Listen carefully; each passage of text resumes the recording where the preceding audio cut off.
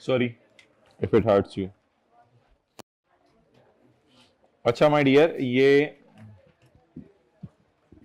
Losses के chapter में जाकर ये डायग्राम बना लें। आई एम गिविंग यू आधा मिनट। हाइब्रिड में दूसरी रो में बातें कर लें, उतनी देर में हम डायग्राम बना के फारग हो जाते हैं। लॉसेस के चैप्टर में जाके ये डायग्राम बना लें। ये पता है ना आपको सारा? चपेड़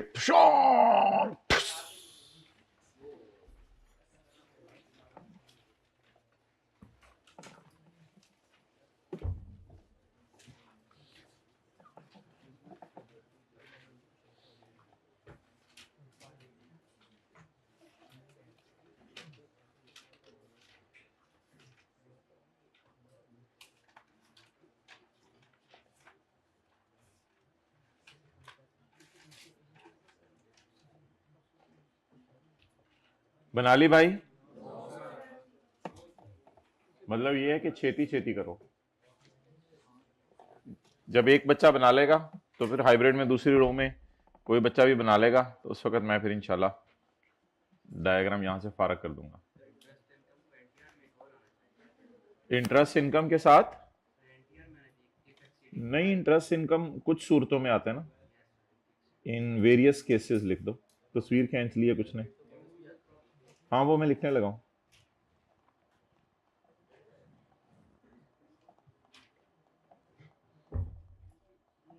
माशाल्लाह भाई पढ़ रहे हैं आजकल।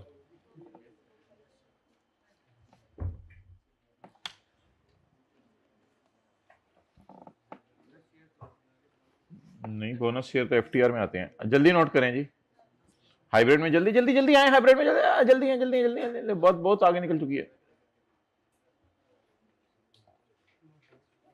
चलें जी, आप तस्वीर खींच लें बस। यार इसको करो यार, गर्मियां आ गई हैं यार, 22 पे करो यार। तो अब क्या करें, वो लोगों को दिखाने के लिए कुछ चीजें भी ऊपर पहन के आनी पड़ती हैं, लोग कहते हैं, तो इसलिए फिर कुछ इधर से गुजारा चला दो। लोगों की टेंशन नहीं लेनी चाहिए, सही कह रहे हो आप।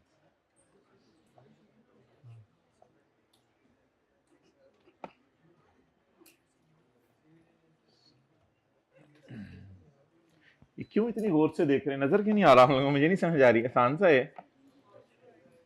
Income from NTR, salary, speculation, non speculation, capital gain, property और अदर सोर्स, सिक्योरिटीज और इमूवेबल प्रॉपर्टी। एफटीआर में dividend, interest income in various cases और बोनस शेयर्स। और एग्जेम्प्ट इनकम में एग्री, कल्चर और एटसेट्रा, और भी इनकम्स एग्जेम्प्ट है। डन। अच्छा, ये सेपरेट ब्लॉक के साथ मैंने क्या लिखा हुआ है? Carry forward 3 years. सिक्योरिटीज का लॉस सिर्फ कैरी फॉरवर्ड होता है 3 इयर्स में। इमूवेबल प्रॉपर्टी के कैरी फॉरवर्ड के ऊपर कोई रूल नहीं है। इमूवेबल के, बोलें बोलें, इमूवेबल प्रॉपर्टी के डिस्पोजल पर कोई रूल नहीं है।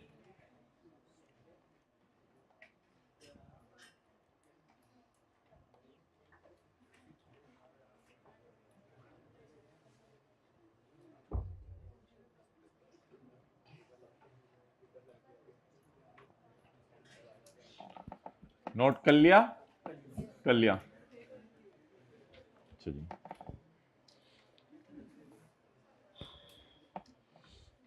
अब आप हजरात तशरीफ ले आए।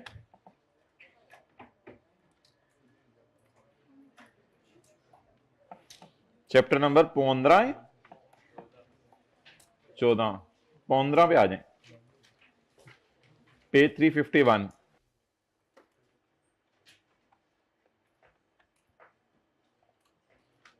अच्छा भाई,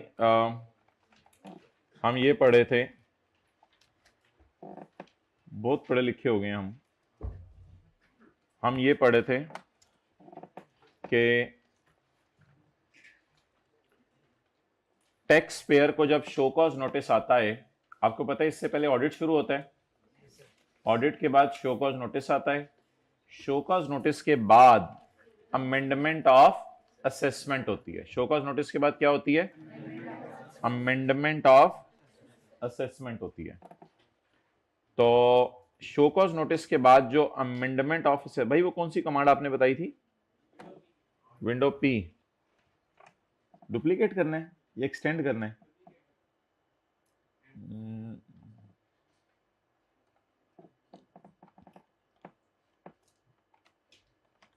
ठीक है। अच्छा ये देखें ना, मैं ये कह रहा हूं, जैसे पेज 347 पे माय डियर मैंने आपको बताया था,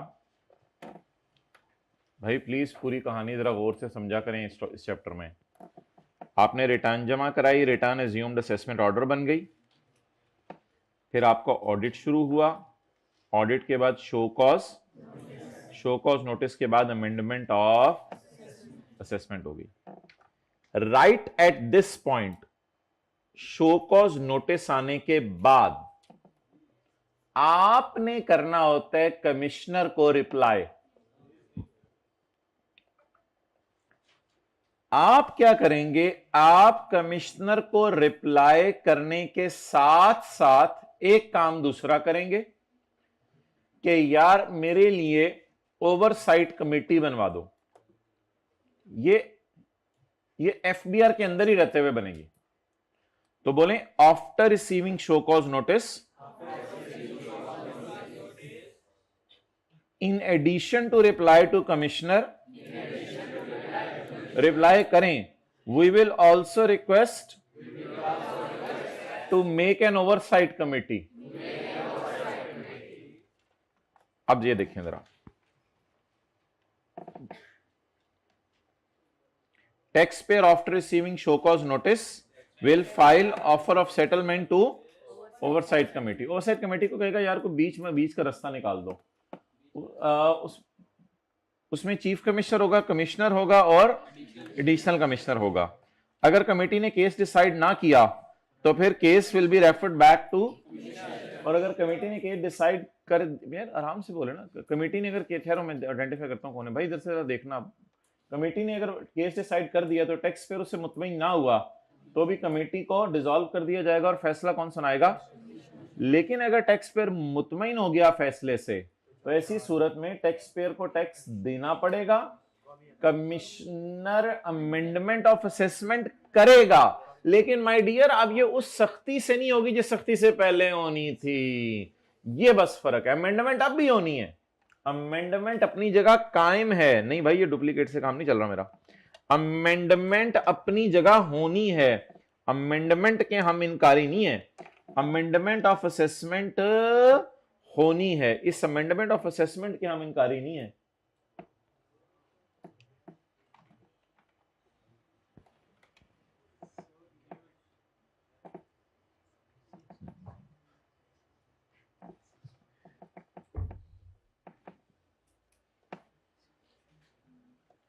I don't like you, Panasonic.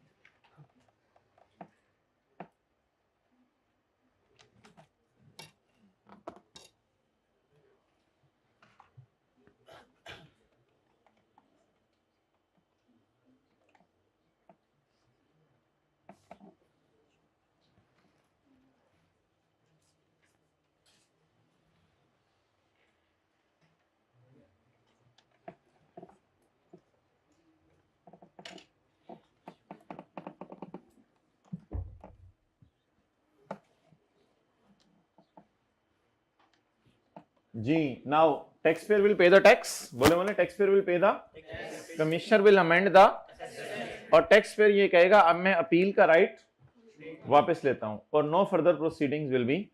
Appeal का राइट वापस लेने का मतलब ये है कि अब मैं कहीं कोर्ट में जाके, हाई कोर्ट, सुप्रीम कोर्ट वगैरह में अपील नहीं करूंगा। आगे मैं बताऊंगा दो चीजें इस सेक्शन के स्कोप से बाहर हैं, वो हमने कल नहीं पढ़ी थी।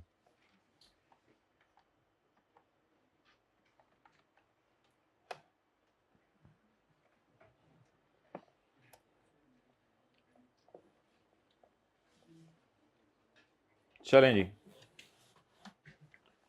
बिस्मिल्लाहिर्रहमानिर्रहीम। If a tax payer after receiving a show cause notice, उसको आ गया सेक्शन 122 के 9 में 122 के 9 में क्या आ गया उसको? Show cause notice. Intends to settle his case he may file offer of before assessment oversight. ओए होए, नाम तो बड़ा मुश्किल पड़ गया इसका, असेसमेंट ओवरसाइट कमेटी। तो असेसमेंट ओवरसाइट कमेटी के सामने अपने केस को रखेगा in addition to filing reply to commissioner. का मतलब बताएं,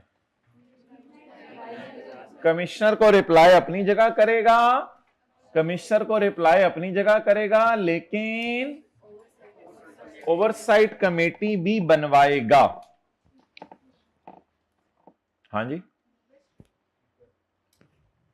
ही may file offer of settlement. Offer of settlement means कि वो रिक्वेस्ट करेगा कि यार मुझे कमेटी बना दो।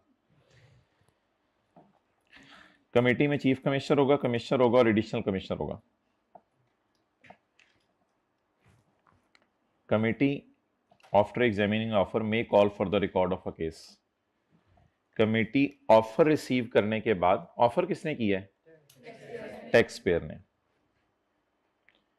ऑफर रिसीव करने के बाद केस को सुनेगी और उसके बाद फैसला सुनाएगी। लेकिन फैसला सुनाने से पहले afford an opportunity of being heard to tax payer. फैसला सुनाने से पहले टैक्स पेयर को तो बुला लेगी, यार ये फैसला सुनाने लगे, कोई मसला मुसला तो नहीं।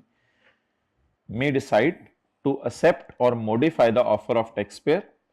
जिस तरह टैक्स पेयर ने मशवरा दिया उस तरह भी हो सकता है, या टैक्स पेयर कह रहे 2 करोड़ में दे देता हूं, वो कहेंगे यार 2.5 करोड़ दे दो और खत्म करो। मे एक्सेप्ट और modify the offer of through consensus. Consensus means कि जो उधर कमेटी में बंदे बैठे हैं आपस के मशवरे से, and communicates his decision to tax payer. अल्हम्दुलिल्लाह। तो अल्लाह का शुक्र है, ये लाइन बता रही है मे डिसाइड, कमेटी में डिसाइड, कमेटी का फैसला आ गया। पहली लाइन क्या थी? पहली लाइन थी tax payer may file offer of, बस ये 2 बातें हाईलाइट करने वाली हैं।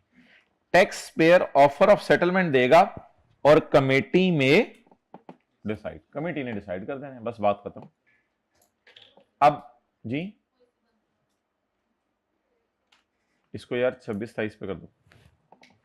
कमेटी में डिसाइड।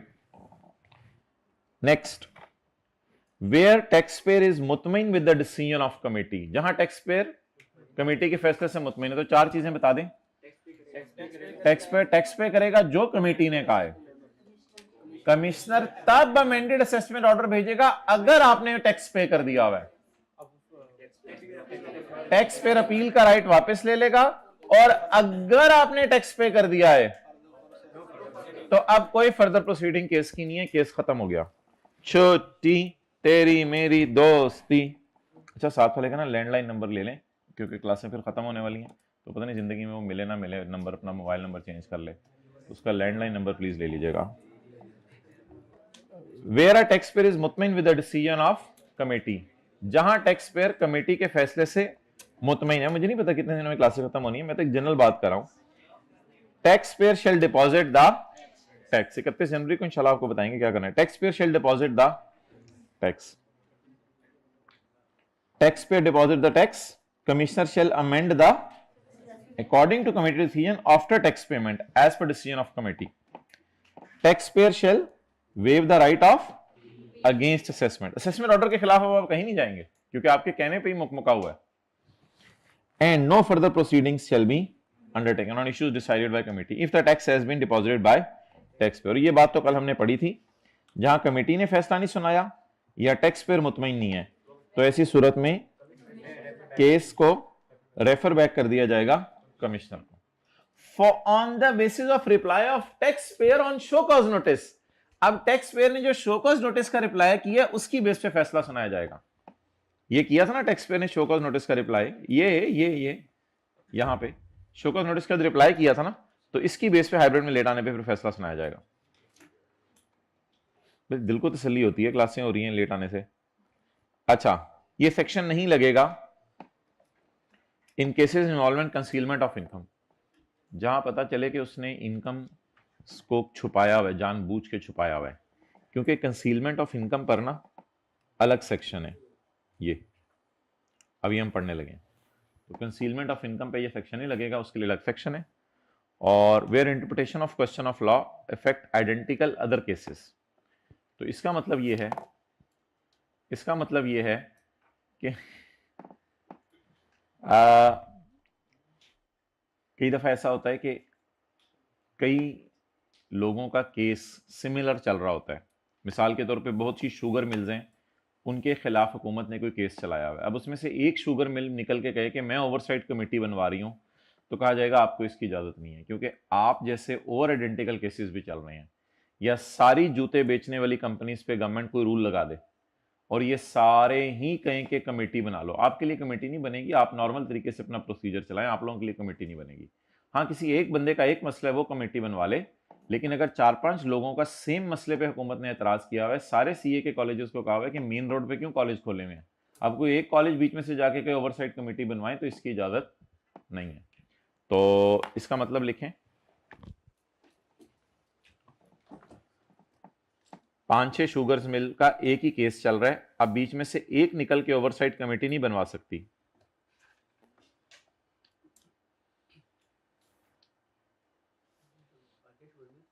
का एक ही केस चल रहा है, 5-6 शुगर मिल्स का एक ही केस चल रहा है। अब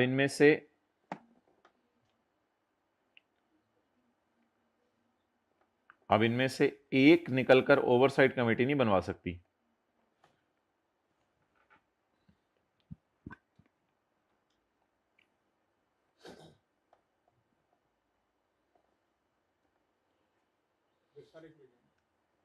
नहीं,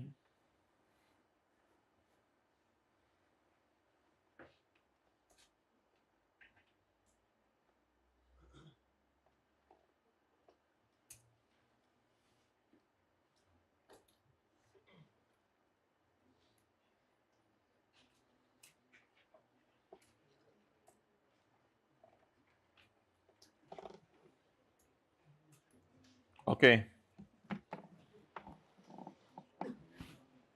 अब मुझे ये बताएं, अंग्रेजी क्या याद करनी है? Interpretation of question of law, effect मिलते जुलते केसेस।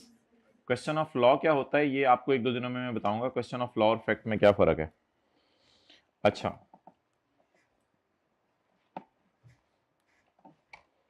भाई कंसील्ड एसेट एक कॉन्सेप्ट है। कौन थोड़ा थोड़ा बोलते हैं, कंसील्ड एसेट एक कॉन्सेप्ट है।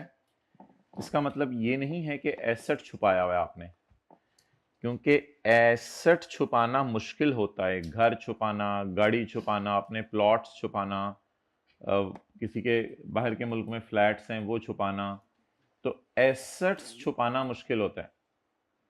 इनकम छुपाना आसान होता है कि मैंने पैसे कमाए हैं, लेकिन एसेट छुपाना मुश्किल होता है।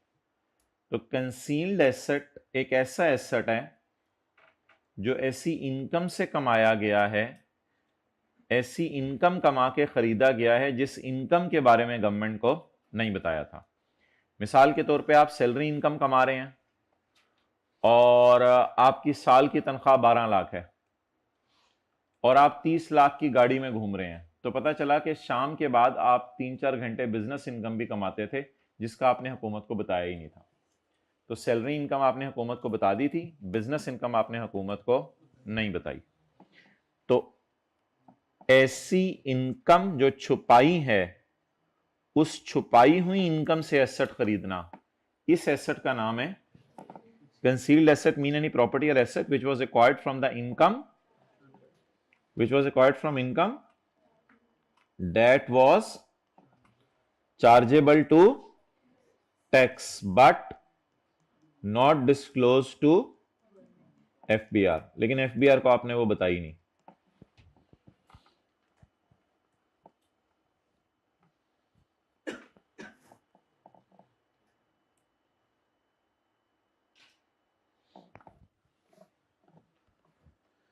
अच्छा जी, फर्ज करें एक बंदे की इसी तरह हुकूमत ने जो है वो गाड़ी पकड़ ली कोई, कि यार ये जो है वो 3 करोड़ 4 करोड़ की गाड़ी के अंदर घूम रहा है, तो इसकी गाड़ी पकड़ लो। अब जब इसकी गाड़ी पकड़ ली गवर्नमेंट ने, तो गाड़ी पकड़ते ही या इसका कोई बंगला घर पकड़ लिया, पकड़ते ही गवर्नमेंट सबसे पहले इसके घर एक कच्चा असेसमेंट ऑर्डर भेजेगी, क्योंकि अभी तो गवर्नमेंट को डिटेल नहीं पता, बस उसको डराने के लिए उसके घर क्या भेजेगी?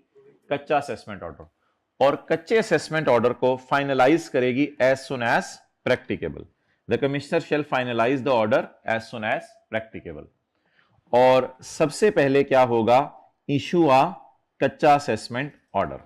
तो ये असल में दो मेन लाइनें हैं। सबसे पहले आपको कच्चा असेसमेंट ऑर्डर भेजा जाएगा और कच्चे असेसमेंट ऑर्डर को जल्द अज जल्द उससे डिटेल लेके क्या करेंगे, फाइनलाइज। कच्चा असेसमेंट ऑर्डर इज लाइक अ इल्जाम, और अब जो है उसको फाइनलाइज किया जाएगा जिसमें उसका जुर्म साबित हो गया। तो ये असेसमेंट ऑर्डर कच्चा किसको भेजा जाता है, बातें ना करें हाइब्रिड में, ये कच्चा असेसमेंट ऑर्डर किसको भेजा जाता है, जिसके पास क्या हो, कंसील्ड एसेट। अब लाइन तो बड़ी आसान है।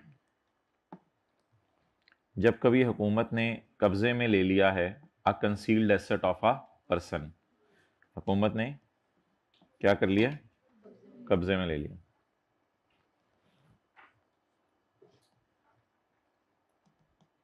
एक से ज्यादा लगे दंदाना। जहां हुकूमत ने कब्जे में ले लिया है कंसील्ड एसेट किसी बंदे का, तो कौमी में बिफोर इशुइंग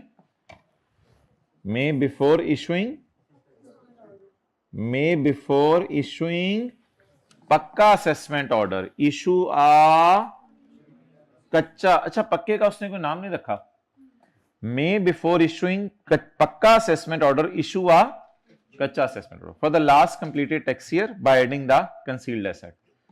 फिलहाल इस कंसील्ड एसेट को लास्ट कंप्लीटेड ईयर का समझा जाएगा, जो भी साल खत्म हुआ है। मिसाल के तौर पे आपने यहां एसेट पकड़ा, यहां पकड़ा उसका एसेट। अब अगर उसका एसेट आपने पकड़ लिया, कोई ऐसा कंसील कर लिया, कब्जे में ले लिया, तो इसको किस साल की इनकम में डाल दिया जाएगा, लास्ट कंप्लीटेड ईयर, क्योंकि ये साल तो अभी खत्म नहीं हुआ, तो हम यही समझेंगे ये पिछले साल का है। अभी तो कच्चा है, बाद में फाइनलाइज कर लें, कोई मसला नहीं। तो अभी तो बस उसको डरावा भेजें। तो बता दें ये एसेट कब का समझा जाएगा, लास्ट कंप्लीटेड। ये तो कंप्लीटेड नहीं है ना, ये तो भी कंप्लीट होना है, तो ये साल क्या है, लास्ट कंप्लीटेड। चलिए अब याद कर लें। जहां गवर्नमेंट कब्जे में ले ले एक कंसील्ड एसेट, जहां गवर्नमेंट कब्जे में ले ले एक, तो कमिश्नर पक्का असेसमेंट ऑर्डर भेजने से पहले पिछले साल के बारे में कच्चा असेसमेंट ऑर्डर भेजेगा by adding the concealed asset. तो पिछले साल के जो एसेट्स होंगे उनमें एक और एसेट आपका वेल्थ स्टेटमेंट में डाल दिया जाएगा जिसमें ये वाला एसेट भी होगा। पॉइंट 1 ए तो रेपिटेशन है, जब आप 1 याद कर लेंगे तो 1 ए खुद ही याद हो जाएगा। 1 ए में ये है कि आपका एसेट बाहर के मुल्क में है, बस ऑफ शोर का लफ्ज़ है, बाकी तो देख लें वही है। फिर कमिश्नर और एनी डिपार्टमेंट और एजेंसी ऑफ फेडरल गवर्नमेंट और provincial government discovers any offshore asset of any person not declared earlier, पहले आपने नहीं बताया हुआ था, दे में बिफोर इशुइंग एनी। ये पक्का असेसमेंट ऑर्डर कहां इशू होता है, किसी को पता है पक्का असेसमेंट ऑर्डर कहां इशू होता है? 121 और 100, अगर 121 वाले जुर्म किए हुए तो वहां इशू होते हैं, और 122 वाले जुर्म किए हुए तो वहां इशू होता है। पक्का असेसमेंट ऑर्डर इशू करने से पहले आपको क्या इशू किया जाएगा, कच्चा assessment order by adding the offshore asset. एक डेफिनेशन इन्होंने डाल दी है, पहले नहीं होती थी, कंसील्ड इनकम। पहले से डेफिनेशन थी कंसील्ड एसेट। कंसील्ड इनकम क्या होती है? Suppression of any item of receipt, दबा देना यानी गायब कर देना, लेस करके शो करना, सुप्रेशन, बस ये समझ लें। The suppression of any item of receipt, receipt को दबा देने से, छुपाने से क्या होता है, इनकम कम हो जाती है। और failure to disclose a taxable income, claiming any खर्चा नॉट एक्चुअली इनकम, ये सारे जुर्म ही है ना, ऐसा खर्चा माइनस करना जो किया ही नहीं। Any act referred in section 111, हमारे सिलेबस में नहीं है सेक्शन, क्या समझाऊं। Claiming any income as exempt which is actually, claiming इनकी इनकम या receipt as exempt which is actually, आपको मेरे ख्याल से ये लाइनें पढ़ के भी लग रहा होगा कि ये जुर्म है। ऐसी इनकम को माफ कहना जो माफ, ऐसे खर्चे को माइनस करना जो खर्चा नहीं है, इनकम को ना बताना, ये सारे क्या हैं, जुर्म। इनको क्या कहते हैं, कंसीलमेंट ऑफ इनकम। ये सारी चीजें तब कंसीलमेंट ऑफ इनकम समझी जाएंगी जब आपने विलफुली कमिट की हैं।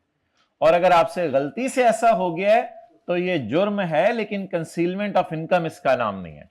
कंसीलमेंट ऑफ इनकम में असल में लफ्ज बड़ा खतरनाक है, कंसीलमेंट ऑफ इनकम, इनकम छुपा रहा है हमारे से।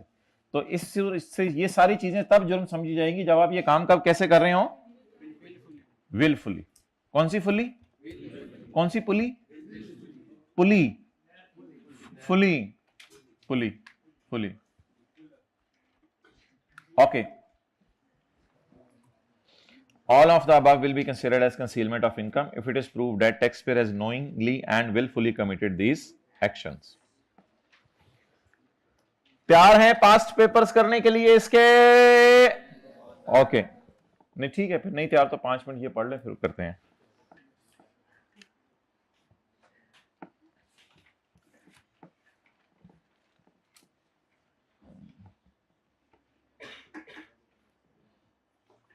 लड़ाई हो रही है कि ये घर मिस्टर ए का है या मिस्टर बी का है। लड़ाई हो रही है कि ये घर ए का है या बी का है। तो ऐसी सूरत में जब इस लड़ाई का फैसला सिविल कोर्ट कर देगा, क्योंकि ये घर किसका है ये डिसाइड करना टैक्स वालों का काम नहीं है, ये तो सिविल कोर्ट डिसाइड करता है। जब सिविल कोर्ट डिसाइड कर देगा, उसके बाद 1 साल के अंदर अंदर हम उसकी रेंटल इनकम पे टैक्स मांग लेंगे, क्योंकि अब हमें ये भी नहीं पता चला ना किसकी रेंटल इनकम है। तो अगर लड़ाई हो रही है ये घर ही किसका है, तो फिर उससे रेंट कौन कमा रहा है, ये अलग लड़ाई है। ऐसी सूरत में वो जनरल टाइम लिमिट्स नहीं लगेंगी 5 साल वाली, कि with in 5 years from the end of the financial year in which the assumed order is issued. ऐसी सूरत में जनरल टाइम लिमिट्स नहीं लगेंगी, क्योंकि कई दफा सिविल कोर्ट का फैसला ही 10-10 साल बाद आता है। तो ऐसी सूरत में कोर्ट का फैसला आने के 1 साल बाद आपको रेंटल इनकम बता दी जाएगी किसकी है, फिर आपको टैक्स देना पड़ेगा।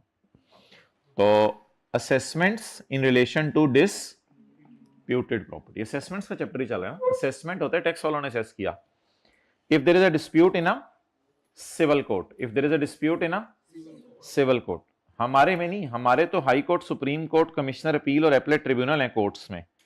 हमारे तो आज हम ये शुरू करेंगे, कमिश्नर अपील है, एपलेट ट्रिब्यूनल है, हाई कोर्ट है और सुप्रीम कोर्ट है। सिविल कोर्ट टैक्स वालों से इसका कोई ताल्लुक नहीं है, सिविल कोर्ट कोई और कोर्ट है।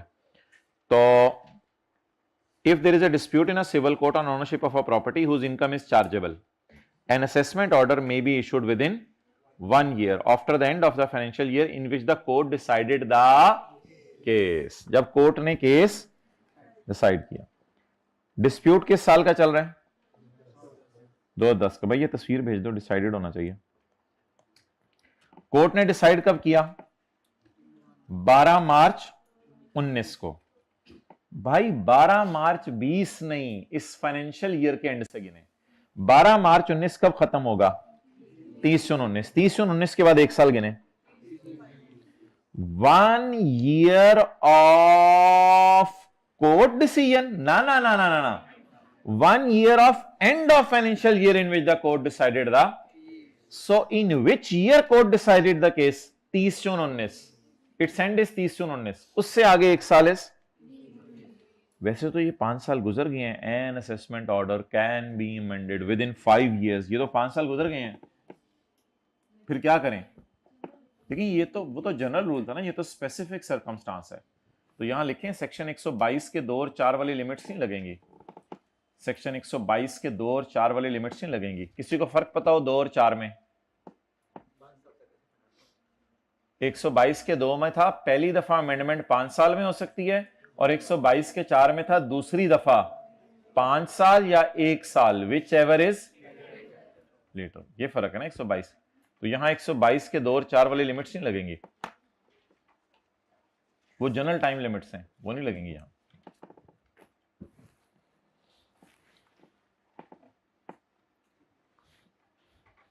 ये हाइब्रिड में सेकंड रो में उठा दें जरा इनको, नींद को पूरी घर में करके आया करें। Evidence of assessment, evidence of assessment, any assessment order issued. भाई मैं लाइन इधर लगा रहा हूं, तुम नीचे जा रहे हो, चलो ठीक है।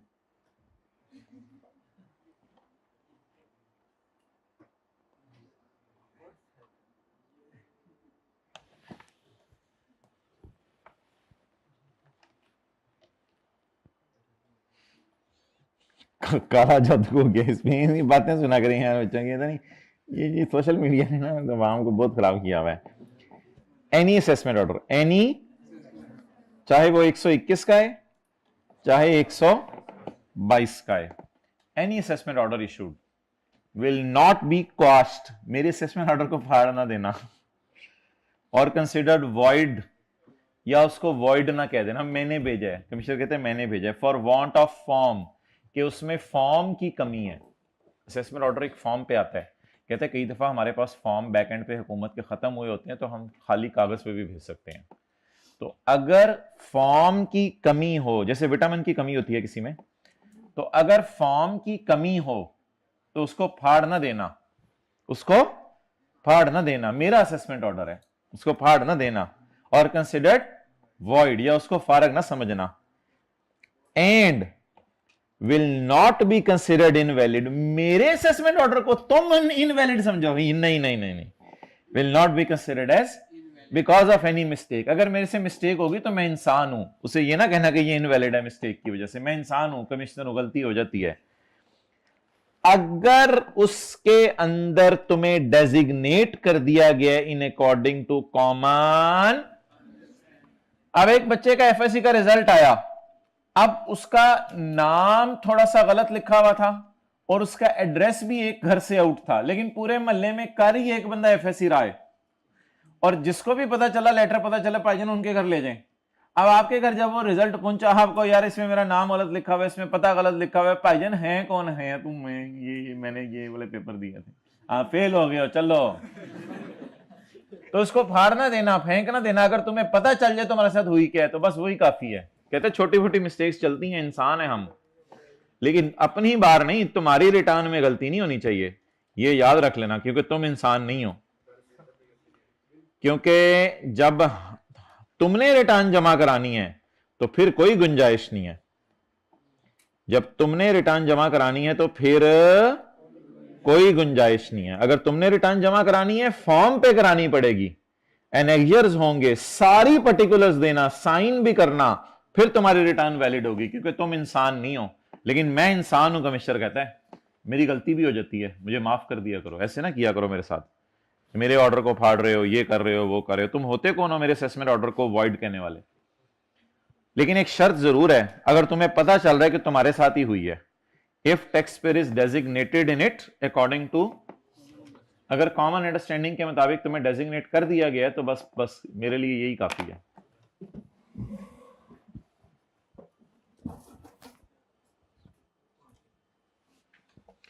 बिस्मिल्लाहिर्रहमानिर्रहीम। ये हो गया था सवाल माय डियर, हो गया था या आज करेंगे? पेज 322।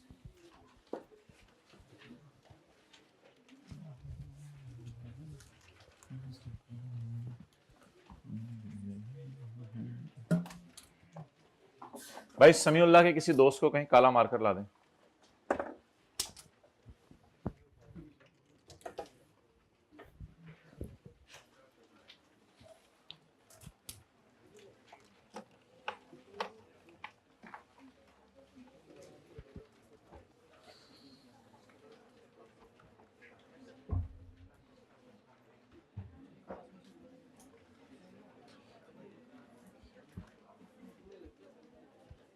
अच्छा जी, हमारे जो इनकम्स हैं सिलेबस में, वो सैलरी है, बिजनेस स्पेकुलेशन है, बिजनेस नॉन स्पेकुलेशन है, कैपिटल गेन है, प्रॉपर्टी है, अदर सोर्स है।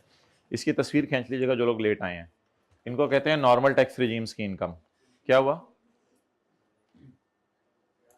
क्या? जल्दी बोलो ना। ठीक है यार, मैं भी जा रहा हूं, ये तो तारो चीजें। अच्छा, नॉर्मल टैक्स रिजीम्स की इनकम है, इसके अलावा सेपरेट, इधर हो रही है ना क्लास, इसके अलावा कुछ सेपरेट ब्लॉक की इनकम्स भी हैं जिसमें सिक्योरिटीज हैं, यानी पब्लिक कंपनी के शेयर्स बेचना, वाउचर्स ऑफ पाकिस्तान टेलीकम्युनिकेशन, इसके अलावा कुछ immovable property, open plot of land, constructed property, और पता नहीं कौन सी वो तीसरी चीज थी, एक फ्लैट बेचना। डिविडेंड इनकम कमाना, इंटरेस्ट इनकम कुछ केसेस में, और बोनस शेयर्स भी किसी दिन न्यूमेरिकल में करेंगे। और उसके बाद जो है वो एग्जेम्प्ट इनकम्स हैं जैसे एग्रीकल्चर वगैरह। अब माय डियर, लॉसेस के जितने भी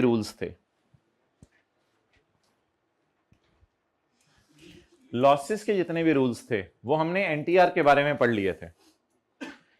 इसके बारे में लॉसेस के ये रूल्स हैं कि सिक्योरिटीज का लॉस करंट ईयर में सिक्योरिटीज के गेन में से माइनस हो सकता है, लेकिन आज से 2-2.5 महीने पहले आपने पढ़ा था अगर सिक्योरिटीज का कोई गेन ना हो इस साल तो अगले 3 साल तक ये कैरी फॉरवर्ड हो सकता है। और जिन्होंने लास्ट क्लास का पार्ट भी लिया है तो 2024 में खड़े होकर 2022 का लॉस उसने सवाल में दिया हुआ था, हमने इग्नोर किया था उसको।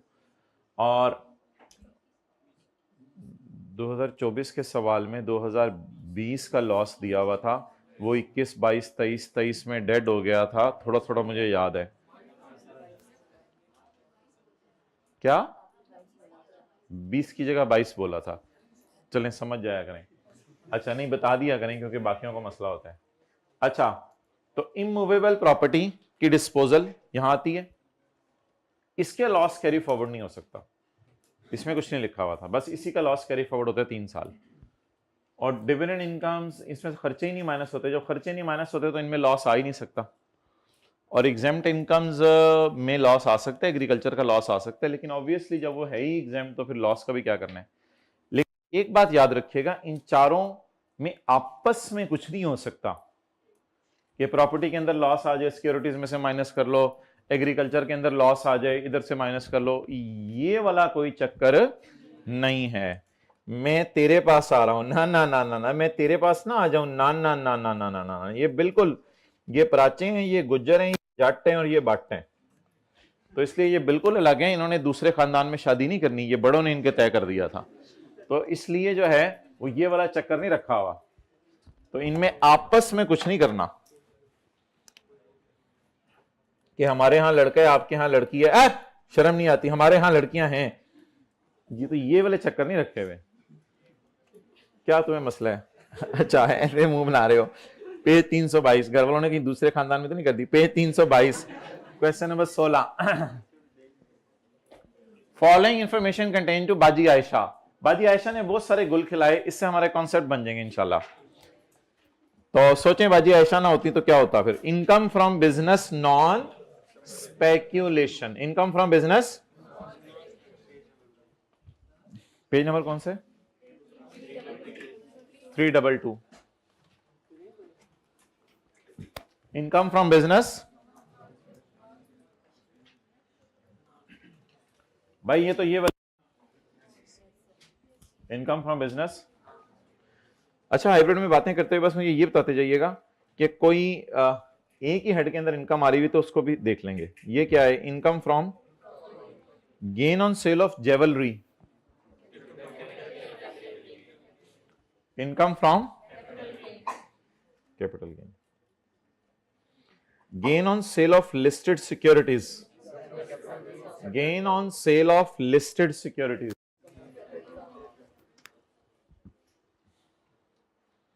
इधर देखें ना,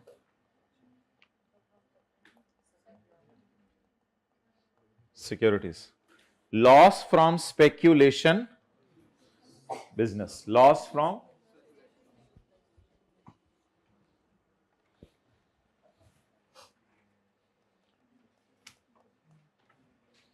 loss on shares of private,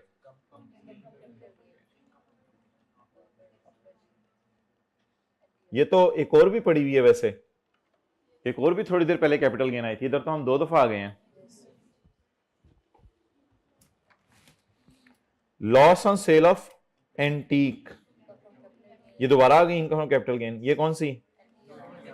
normal tax नहीं, एक सिक्योरिटीज पे गेन आ रहा है और दूसरी पे लॉस आ रहा है, सिक्योरिटीज, और loss on agriculture, exempt income, और ये इनकम फ्रॉम। तो मेरे ख्याल से देयर इज अ रेपिटेशन, ये जो इनकम है कैपिटल गेन, ये मुझे कितनी दफा नजर आ रही है? 3 दफा। और जो सिक्योरिटीज हैं इसके अलावा there is no other repetition in the question. चलें जी, हेड्स के नाम नोट कर लें, फिर सवाल करना शुरू करते हैं।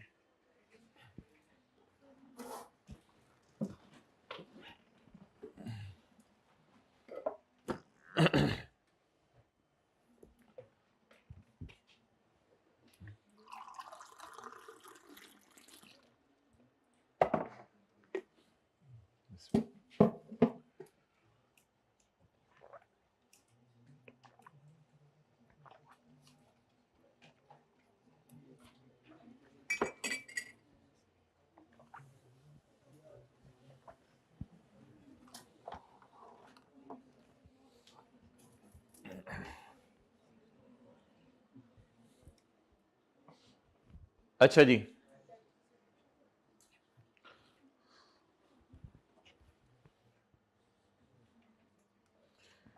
मैं पहले वर्किंग 1 करता हूं, जिसमें डेटे को क्या कर लें, सिंप्लीफाई करने के बाद सवाल शुरू करते हैं। Income from capital gain, normal regime 2.5 minus 3.6 minus 1.6। हमने पढ़ा था ज्वेलरी वगैरह और एंटीक वगैरह का लॉस माइनस नहीं हो सकता, ज्वेलरी वगैरह एंटीक वगैरह का लॉस माइनस, इसलिए बता दें ओवरऑल कैपिटल गेन में क्या है, लॉस कितना, 1.1। वर्किंग 2, इसको भी सिंपलीफाई करें, किसको, income from capital gain, separate block, बोलें 4 माइनस 6 माइनस 2। चलें जी, नोट करें वर्किंग 1 और 2।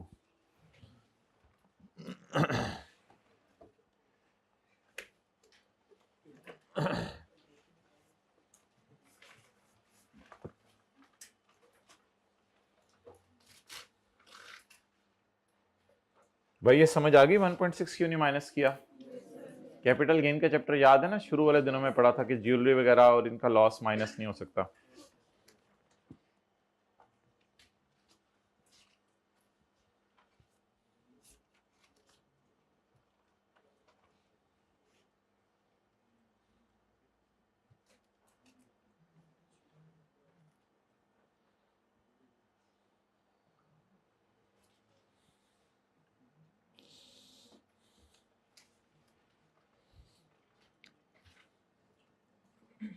अब जब मैं डब्बे की तरफ देखूं, माय डियर, जब मैं डब्बे की तरफ देखूं तो अब मुझे स्काई ब्लू और ग्रीन को देखना है या स्काई ब्लू और ग्रीन नीचे आ चुके हैं?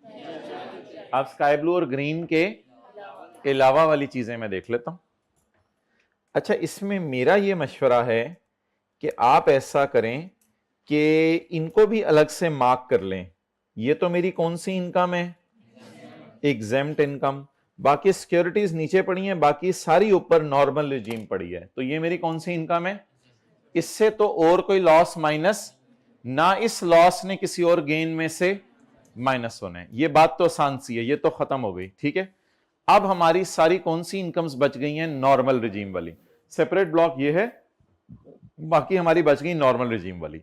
अब नॉर्मल रिजीम में सादा सा न्यूमेरिकल बन गया, ये 15 अच्छी, बोले बोले बोले, बी कॉन्फिडेंट, ये क्या है, अच्छी बस।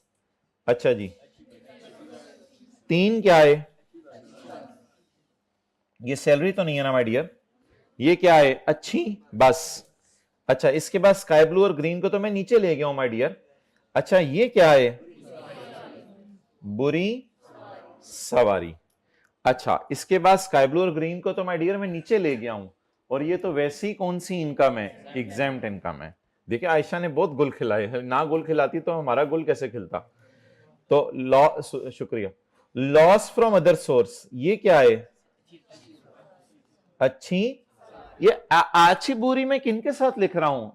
नॉर्मल रिजीम वालों के साथ। आची बुरी किनके साथ लिख रहा हूं? और इसी तरह इसका भी लिख लें कुछ, इसका भी लिख लें कुछ। कैपिटल गेन बुरी सवारी। अब तो मेरे ख्याल से कुछ भी नहीं रह गया सवाल में। अब तो सवाल का जो है वो सब फारग हो गया। चलें जी, आप फेस पे चीजों को ले जाते हैं। नोट कर लिया आपने आची बुरी? कर लें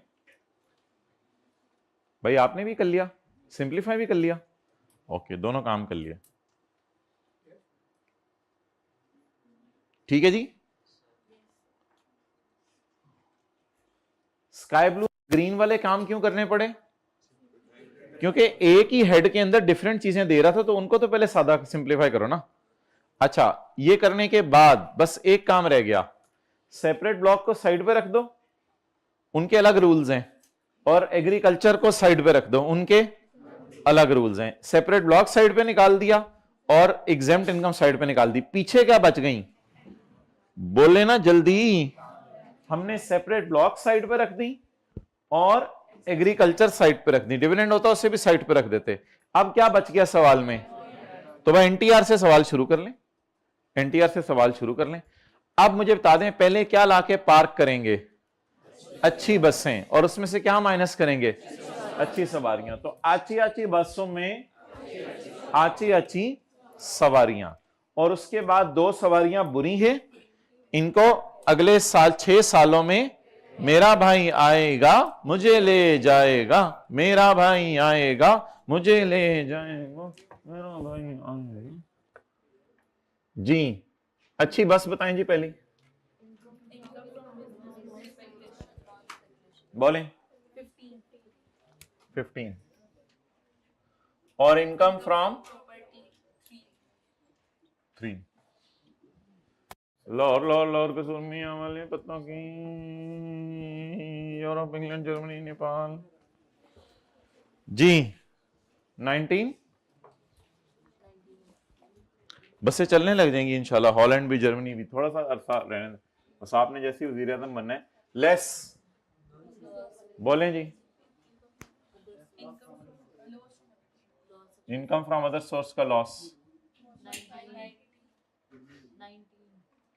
19। तो बाकी क्या हो गया? डेड हो गया। अच्छा जी, डन। अभी आप सब्र करें। ये हमारी क्या हो गई? नॉर्मल टैक्स रिजीम, लेकिन इनमें कैरी फॉरवर्ड दो पढ़े हुए हैं, वो भी कर लें। तो न्यूमेरिकल के बॉटम पे कैरी फॉरवर्ड, आचे आचे बासों में आचे ची सवारियां बुरी सवारियां इधर फेंके, बुरी सवारियां इधर फेंके। मैं किसी में नहीं बैठूंगा ना बे, मैं भी फिर किसी में नहीं बैठूंगा ना बे। Carry forward income from capital gain और इनकम फ्रॉम बिजनेस पे क्यों 4.5। ये 1.1 कहां से आया? Working number. हमारा साल कौन सा है? 21। तो 2027 तक ये क्या हो जाएंगे? Carry forward. सबर, ये कौन से हो गए? Normal regime. ये कौन से हो गए? Normal regime. अब इधर देखें, अब क्या बच गया? फेस बन रहे हो ना न्यूमेरिकल का। इनकम फ्रॉम, भाई आपकी अलाइनमेंट उधर हुई है, पहले इधर income from capital gain separate block. जी, इसमें कितना लॉस आ रहा है? जल्दी बताएं, कहां कैपिटल गेन में कितना लॉस आ रहा है? 2।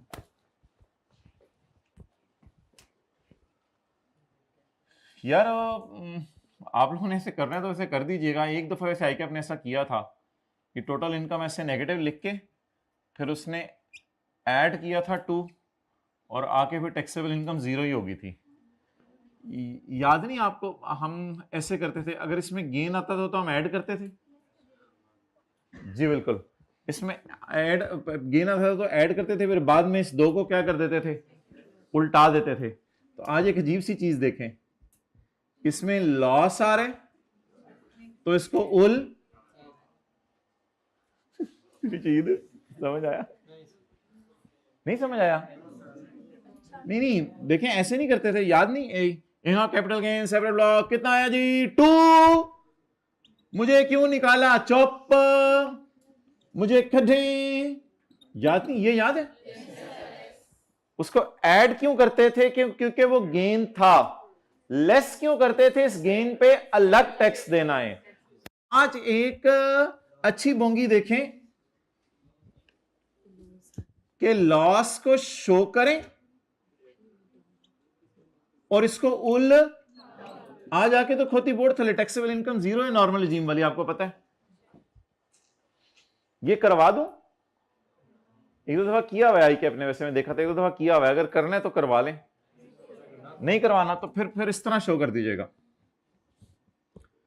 यहां पे डैश डाल दें और यहां तो लिखना ही है income from separate block 2 till 2027। लो जी, पूरी राहत रोंदे रहे, सवेरे भी उठ के रोंदे रहे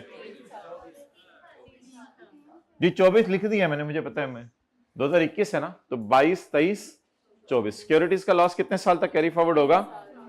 3 साल तक। इस तरह लिखना है या उस तरह? तो फिर एग्रीकल्चर इनकम को कैसे लिखें? एग्रीकल्चर इनकम वो भी तो है, कितनी है? इस तरह ना करें, 8 है, फिर उल्टाएं इसको। नहीं, ये होना तो चाहिए, ये किसी एक दो को समझ आ गई, मेरा काम चल गया है बस। मतलब ये कि समझ आ रही है, किसी एक दो को भी आ गई है तो मेरा काम चल गया, आगे फिर घर वाले जिम्मेदार हैं समझाने का। हाँ हाँ, की बोल।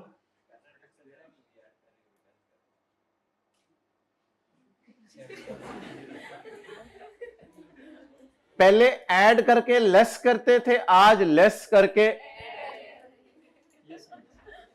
One and the same thing. लकीर के फकीर सीए कर रहे हैं। इस क्या ज्यादा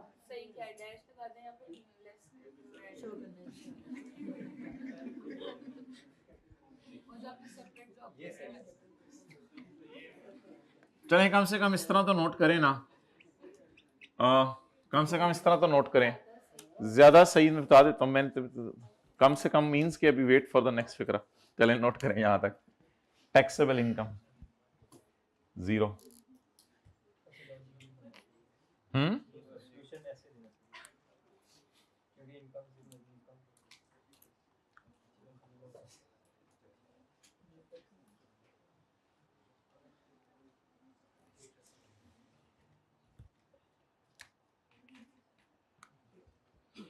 चलें जी, अल्हम्दुलिल्लाह ये सवाल सॉल्व हो गया। अब 2 लॉसेस डेड हैं, डेड बताने की जरूरत नहीं है। एक तो डेड लॉस है हमारे इनकम फ्रॉम कितना 1, और दूसरा है एग्रीकल्चर का कितना 8। ये डेड है ना। अब एग्रीकल्चर में जब है ही लॉस तो फिर अब क्या आप इसको किसी और हेड से माइनस तो कर नहीं सकते। तो वैसे कभी आज तक उसने डेड लॉस मांगे नहीं।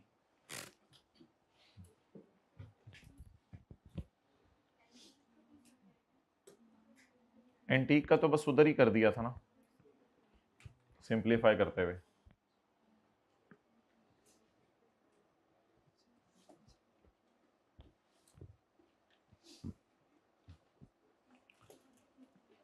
अच्छा, अब करना ये होता है कि वो जो मेन सवाल है ना, वहां सेपरेट ब्लॉक को साइड पे कर दिया, एग्रीकल्चर को साइड पे कर दिया, डिविडेंड वगैरह को साइड पे कर दिया।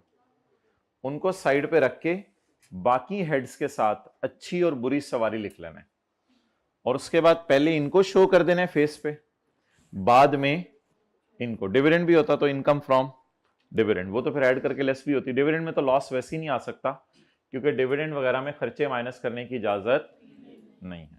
तो ये कितने लोगों को समझ आ गया? अच्छा, अब 5 सेकंड के लिए सारे रोएंगे। नीचे हेड्स डाउन कर लें, इंक्लूडिंग कैमरा मैन भाई, हेड्स डाउन कर लें सारे 100%। मुझे देख के बताओ जरा, सारे रोएं 5 सेकंड के लिए। रोए बहुत ज्यादा।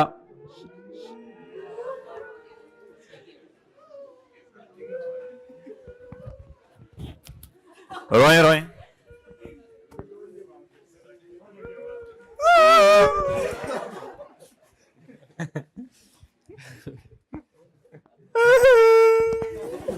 ये कितना रोता है। अच्छा भाई, बाहर निकल के पता चला ये डिस्कस करना था, न्यूमेरिकल नहीं करना था। पता कितने लोगों को पता चल गया था क्यों रो रहे हैं? ठीक है।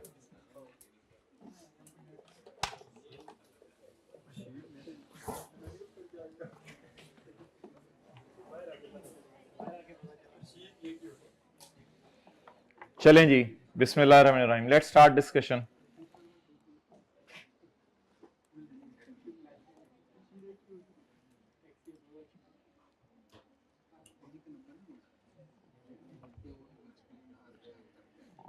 अच्छा माय डियर, डिस्कशन के लिए ये करना है आपने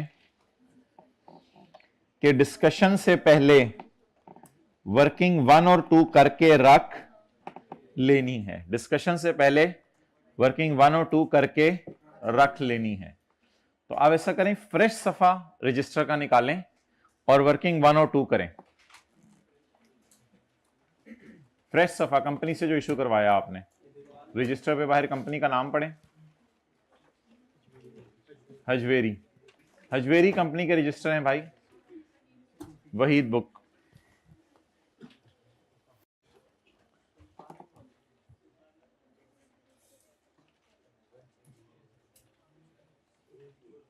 क्या कह रहे हैं? ये रेलिवेंट क्वेश्चन है, मैं कह रहा हूं वर्किंग कसे के बेड़ा करके इनसे करा लो।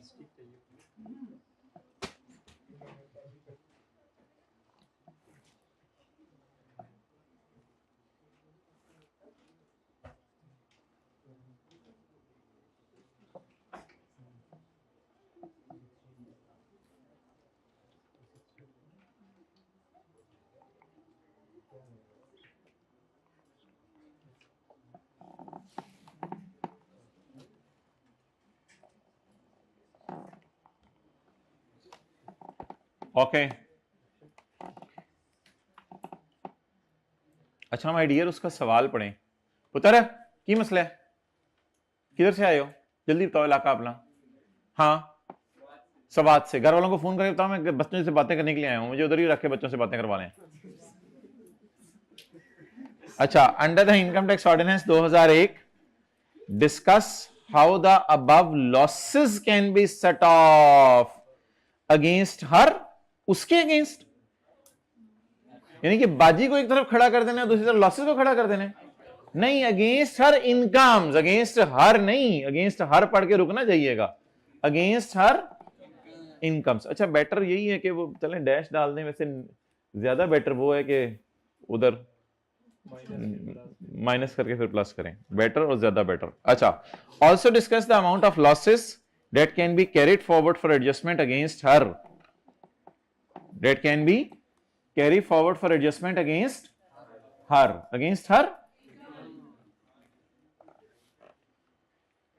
अजीब अजीब यानी लोग भी कई बार बातें करते हैं ना, कोई बंदा आता है, इसकी रोटी बना दो, यार इसकी रोटी नहीं बनती, इसके लिए रोटी बना दो, इसकी रोटी बना दो, इसका सालन, अजीब बातें करते हैं। अच्छा चलो भाई, मेहमान आए हैं, इसका बना दो, इसकी चटनी बना दो, इसकी चिली सॉस बना दो। अच्छा जी, इसका कीमा बना दो, हाथ हो गई। अच्छा भाई, सवाल किसके बारे में है? सिर्फ लॉसेस के बारे में है। सवाल किसके बारे में है? सिर्फ लॉसेस को सेट ऑफ कैसे करने, और भाई इसके फिर सॉल्व करने का तरीका यह होगा कि मैं नंबर 1 हेडिंग दूंगा लॉस स्पेक्यूलेशन, नंबर 2 हेडिंग दूंगा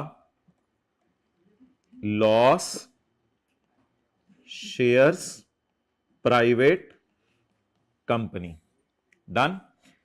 नंबर 3 हेडिंग दूंगा लॉस इन टी, लॉसेस के बारे में पूछा उसने, गेन्स के बारे में नहीं पूछा। हाउ द अबव लॉसेस, बस इसके बारे में पूछा उसने। इसके बाद मैं चौथी हेडिंग दूंगा रजिस्टर, अभी मैं दिलवाऊंगा आपसे भी। चौथी हेडिंग दूंगा loss on on on on on on on on on on on listed securities. इसके बाद मैं हेडिंग दूंगा लॉस एग्रीकल्चर। इसके बाद मैं हेडिंग दूंगा लॉस अदर सोर्स। और मैं इस तरह डब्बा बनाऊंगा, डब्बे में डब्बा, डब्बे में केक। आपका दोस्त 2-3 में 1, नहीं लाखों में, इतना भी ज्यादा ना उसको फ्री कराएं। आपका दोस्त 2-3 में 1।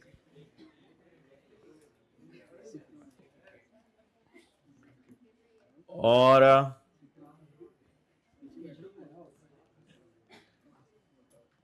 सेट ऑफ और कैरी फॉरवर्ड। चलें जी, आप लोग एक एक करके हेडिंग दीजिएगा, क्योंकि लिखने के लिए यहां 2-3 लाइनें होंगी, तो इतनी छोटी छोटी जगह नहीं रखनी आप लोगों ने। आप बस पहली हेडिंग दे दें, ऊपर सेट ऑफ और कैरी फॉरवर्ड बनाएं और पहली हेडिंग दे दें लॉस स्पेकुलेशन।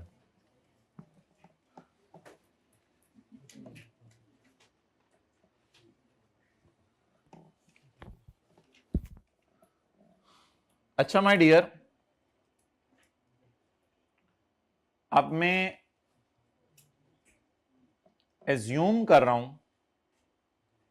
कि आपने वर्किंग 1 और वर्किंग 2 करके रख ली हुई है, और आपने अच्छी बस बुरी बस, अच्छी सवारी बुरी सवारी लिख लिया हुआ है। इसके बाद आपने शुरू करना है यह काम। लेकिन अगर आप न्यूमेरिकल सॉल्व करके इसे करेंगे तो बहुत जल्दी हो जाएगा।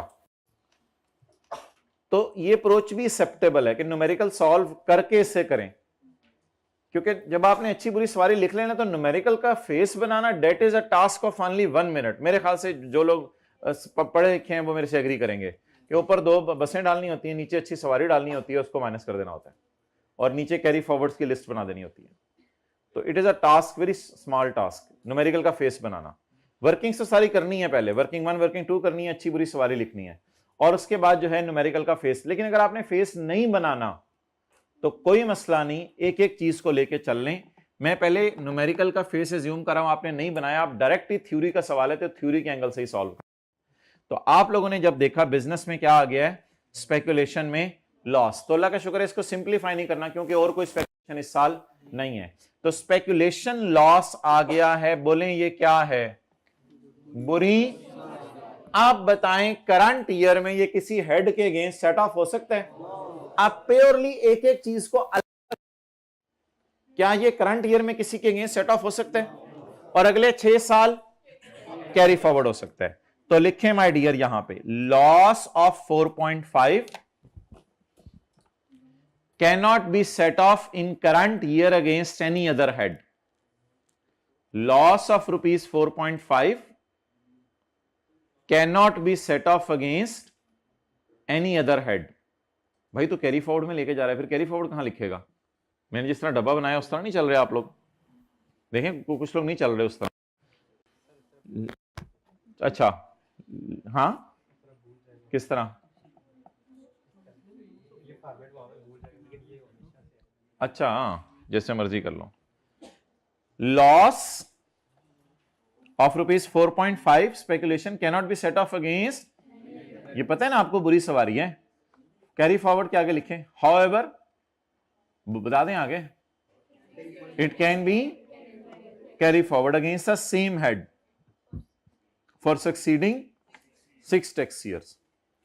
However, it can be carried forward. हाँ, however it can be carried forward.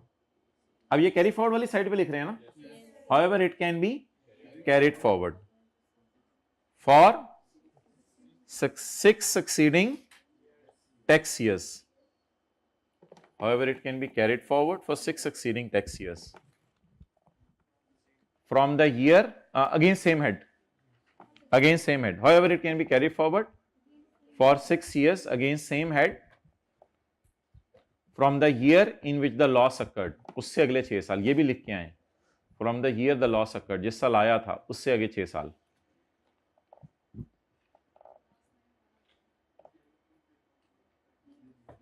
Urdu में सुन लें, ये अगले 6 साल सेम हेड में से माइनस हो सकता है, जिस साल आया था उससे अगले 6 साल। अच्छा जी, अब प्राइवेट कंपनी के लॉस का क्या किया है आपने, माय डियर, वर्किंग वन करके रख ली हुई है। प्राइवेट कंपनी के लॉस का क्या किया है, जरा देख के बताएं। 3.6 का क्या किया है, 3.6 का क्या किया है, जरा जल्दी बताएं।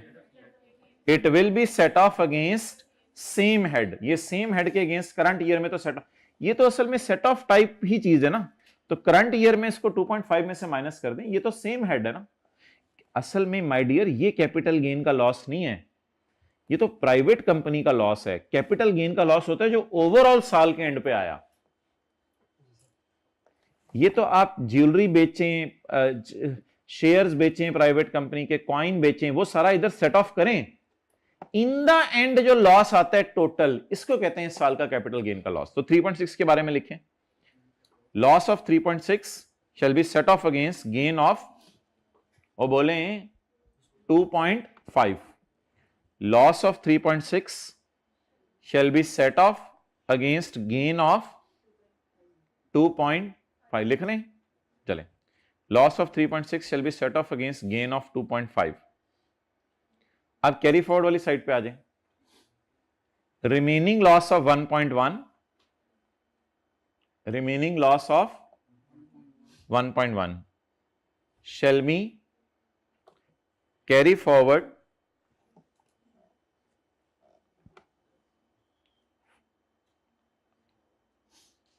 against, shall be carried forward for 6 years, shall be carried forward for 6 succeeding years, shall be carried forward for 6 succeeding years against the same head, tax year, ठीक है।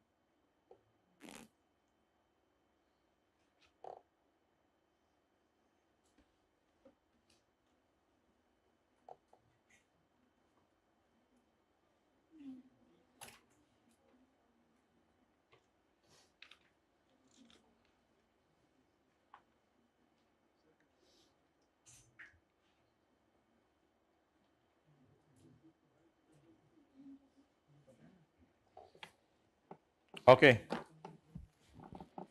आगे चलें,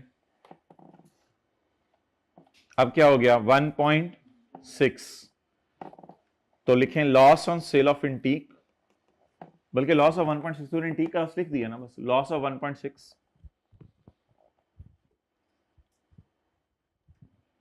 क्या लॉस लिखा हुआ था सेक्शन 37 के 5 में, no deduction will be allowed, बस ये लिखा हुआ था ना। ये देखें चैप्टर नंबर 10, चैप्टर नंबर 10 में क्या लफ्ज लिखा हुआ था, जहां लिखा हुआ था इंटीक का लॉस माइनस नहीं होना, बस वही वाला लफ्ज लिख के आने ना, हमने कौन से अपनी तरफ से लफ्ज लिख के आने हैं। तो इसमें लफ्ज क्या लिखा हुआ था, no loss shall be recognised on disposal of antique, बस ये लिख के आना है। तो मैंने क्या लिखवाया अभी तक, loss of 1.6 shall not be recognised, बस ये रिकॉग्नाइज, बस यही लफ्ज लिखे जो लॉ में लिखा हुआ है, शैल नॉट बी रिकॉग्नाइज्ड।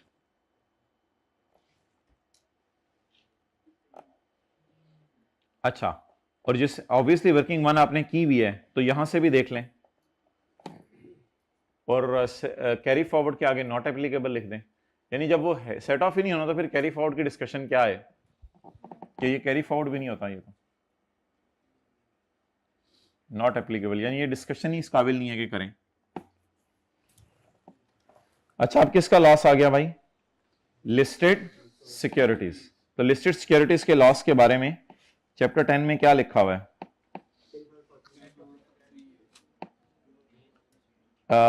नहीं इस साल एक गेन है, पहले उसमें से माइनस करेंगे, मैं आपको बताता हूं, आप लिख के आएंगे पहली लाइन, देखें इधर, लॉस ऑफ इतने in current year shall be set off against the other gain of security, and the remaining loss that has not been set off can be carried forward to subsequent from the year in which the loss was first computed। ये line लिख के आएंगे, ये set of के अंदर लिख के आएंगे और ये वाली कैरी फॉरवर्ड के अंदर लिख के आएंगे। तो यहां पे हम सेक्शन 37A लिख के आएंगे, लिखें loss of 6 shall be set off against gain of 4.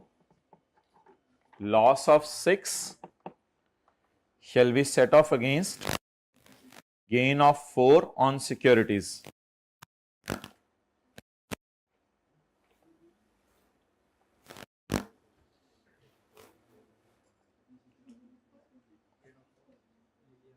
Against gain of securities. However,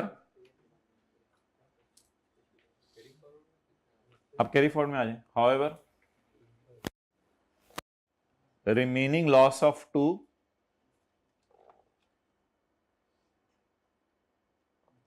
shall be carried forward. ये 6 बोला था कोई बंदा, बताएं ये. Carry forward for 3 tax years, 3 subsequent tax years from the year the loss first occurred.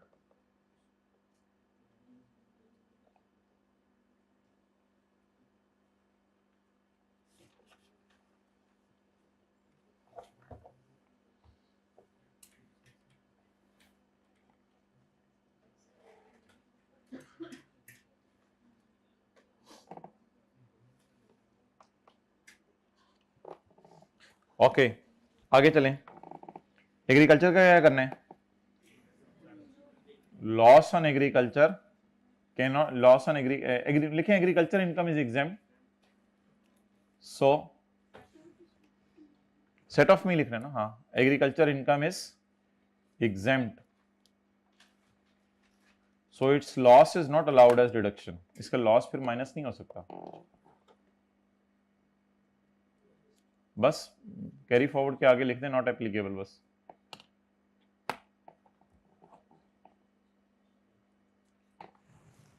Ji. Other source के loss का क्या करना है?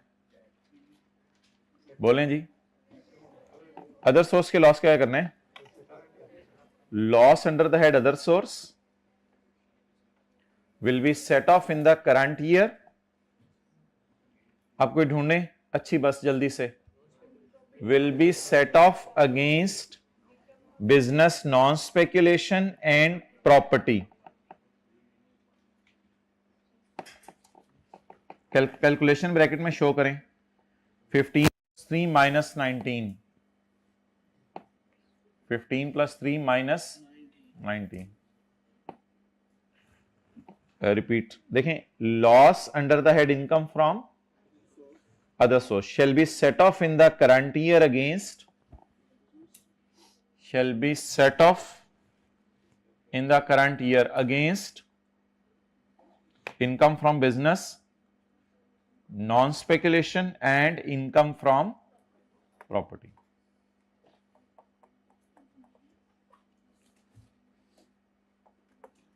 However, remaining loss of 1 cannot be carried forward, क्योंकि ये डेड हो जाता है. डेड का लक्षण लिख के आया करें.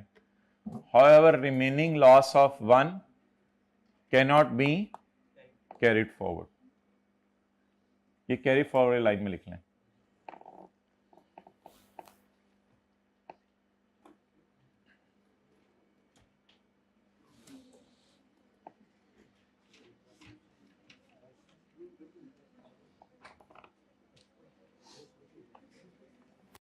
अच्छा, आई कैप ने थोड़ा इन दोनों को ऐसे करके लिखा था. देखें इधर.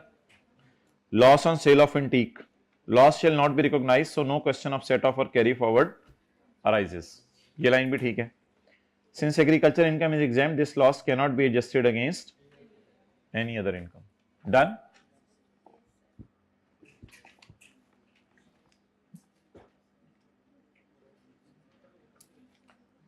अच्छा, those who have done the numerical first, those who have done the numerical first, तो उन्होंने पहले ये 2 वर्किंग्स की होंगी, वो फिर जल्दी जल्दी सुन लें कि loss on private company shares, फिर न्यूमेरिकल से देख के भी हो जाना था. देखें हम न्यूमेरिकल से देख के कैसे होना था.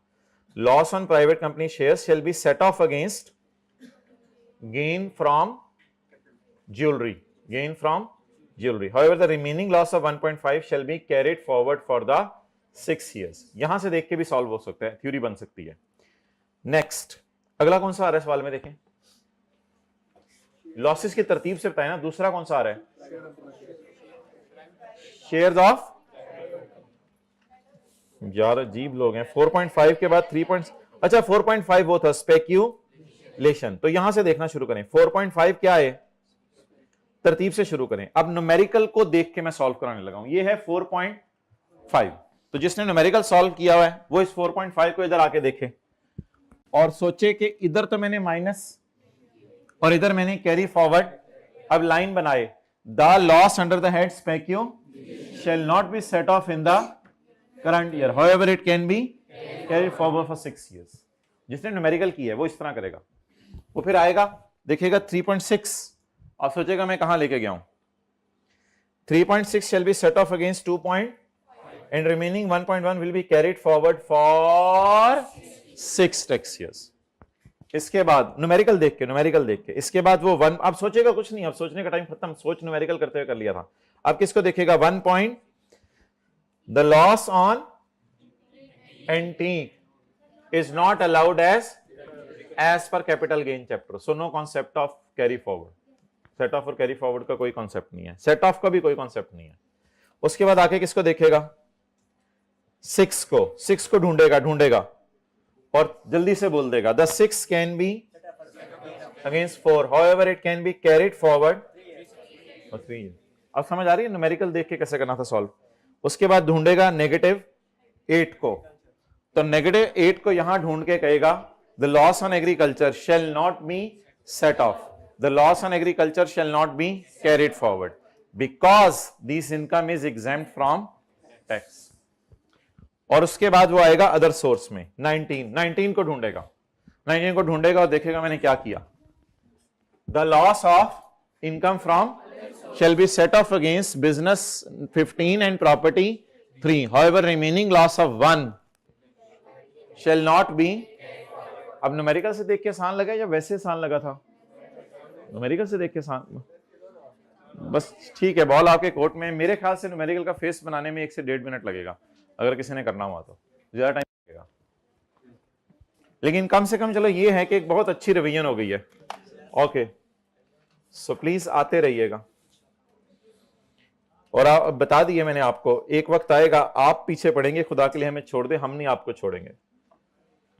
अच्छा जी, चैप्टर 15 निकाल लें। मैं कुछ नया नहीं पढ़ा रहा, पास्ट पेपर्स निकाल लें।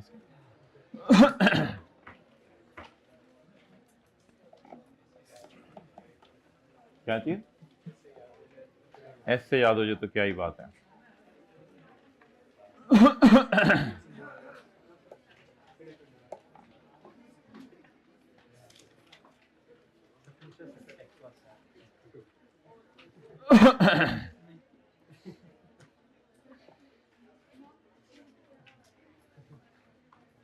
अच्छा माय डियर, अब आप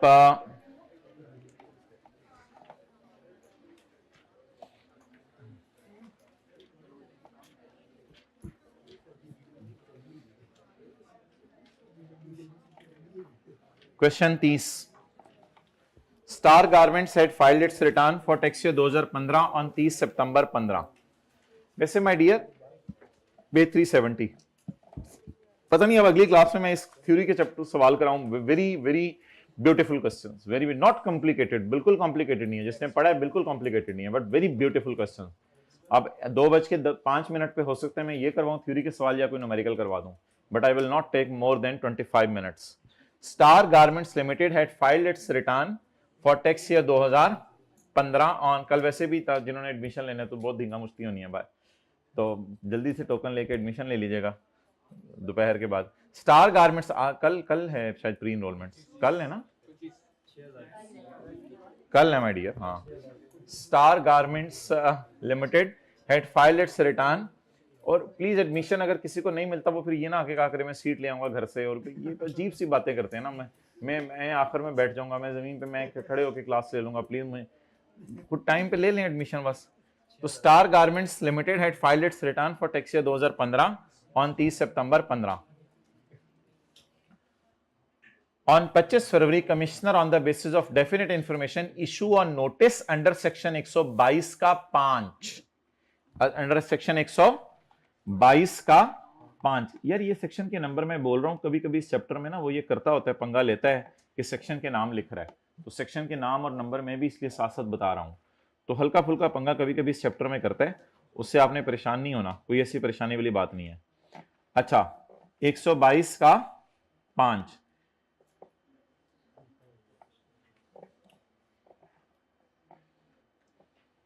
रशीद मैं सोच रहा मैं हूँ चंगी तरह कर ला है वाला चैप्टर भी, ऐते हूँ सीरियस हो गए ना सारे भी, आई कैप भी।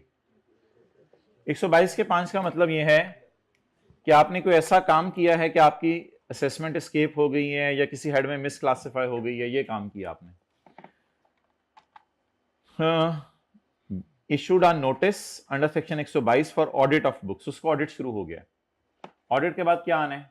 शो कॉज नहीं, ये नोटिस ऑडिट का आया है, नोटिस फॉर ऑडिट, अभी ऑडिट शुरू हुआ है। ऑडिट के बाद क्या होगा? अभी ये घुरी हुई है, घुरी के बाद बार्किंग होगी, बार्किंग के बाद बाइटिंग होगी। The accountant inform chief executive that tax audit for 2015 had already been conducted in 2019। उसने कहा पहले भी इसी साल का ऑडिट हुआ था। And N amended assessment order was issued by commissioner on 24 फरवरी। और उन्होंने कहा था कि हमने इधर कोई ब्लंडर नहीं मारा, हमने prejudicial to interest of revenue, government के रेवेन्यू को नुकसान पहुंचाया है, इसके तहत उन्होंने एक दफा अमेंडमेंट कर दी हुई है। तो अकाउंटेंट कह रहा है वो दोबारा आ रहा है उस साल के बारे में, discuss whether the commissioner is empowered to make further amendment.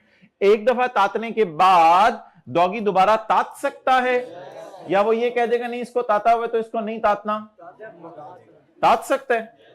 Okay, अब मुझे ये बताएं कि जनरल टाइम लिमिट 5 वाली पूछ रहे हैं या 5 और 1 विच एवर इज लेटर वाला टेस्ट ही है? मेरे भाई वो फर्दर अमेंडमेंट करवा रहे हैं या पहली अमेंडमेंट करवा रहे हैं? फर्दर अमेंडमेंट करवा रहे हैं। अब किसी को याद हो कि ये मेरा साल कौन सा है? माय बबलू, माय भालू, my Tinku, my Shinku, my Pinku, ये साल कौन सा है इसका? 2015। इसकी रिटर्न कब जमा करवाई? 16, 17, 18, अगले साल लिख लें 19, 20, 21, 22, है रहने वाला लिख लो, मेरे को वो कोई मसला नहीं, जहां तक भी जाना हुआ। अच्छा,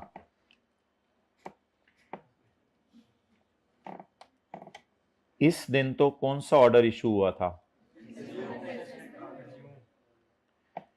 और फर्स्ट अमेंडमेंट कब हुई है? अमेंडेड असेसमेंट ऑर्डर 24 फरवरी 20, यहां कहीं करके क्या हुई है? First amendment. अब माय बबलू, माय भालू, my Tinku, my Shinku, my Pinku, 1 2 3 4 5 1 आ जाके खोती बोर्ड खोल दे। इन दोनों में से लेटर ढूंढने। सर ये सेम आ गए हैं, सर मुझे पकड़ लें, सर मैं जा रहा हूं, सर ये दोनों सेम आ गए, सर मैं